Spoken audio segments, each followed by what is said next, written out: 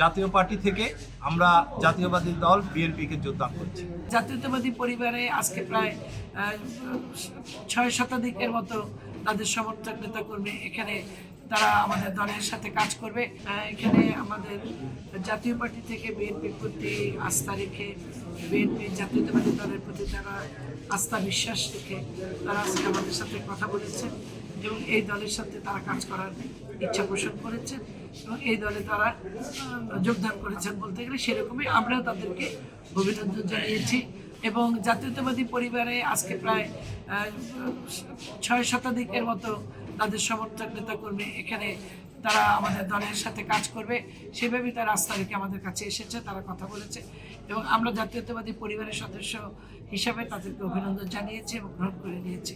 এবং সুমন মঞ্জুরের তারা এবং প্রায় প্রতিজনই তারা সুমন মঞ্জুরের ব্যাপারে তারা বক্তব্য রেখেছেন, কথা বলেছেন।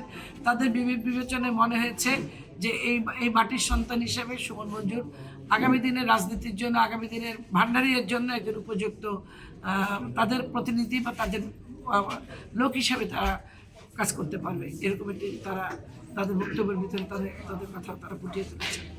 তারেক রহমানের যে 31 দফা, সেই 31 দফার উপরে বিশ্বাস আস্থা রেখে এবং জাতীয়বাদী বিএনপি আদর্শকে বুকে ধারণ করে আমরা আজকে আমাদের সকল নেতাকর্মীদের নিয়ে আজকে আনুষ্ঠানিকভাবে সুমন ভাইয়ের নেতৃত্বে আমরা বিএনপিতে যোগদান করছি। আমাদের অলক্ষ্য এবং উদ্দেশ্য এই সংগঠনকে ভান্ডারিয়ার বুকে 1 নম্বর সংগঠন হিসাবে আগামী দিনে সংগঠিত করার দায়িত্ব আমরা সবাই মিলে কাঁধে নিলাম আজকে। আমরা সেটাকে লক্ষ্য রেখে আগামী দিনে এই ভান্ডারিয়ার রাজনীতি, সুষ্ঠু ধারার যে রাজনীতি, সেটা ফিরিয়ে আনবো, এটাই আমাদের প্রত্যাশা। জাতীয় পার্টি থেকে আমরা জাতীয়বাদী দল বিএনপিকে যোগদান করছি। আমরা এলাকার মানুষের, জনগণের পাশে থাকতে চাই, এলাকার উন্নয়নে শরিক হতে চাই, সেটাকে সামনে রেখে আমাদের আজকে এই যোগদান।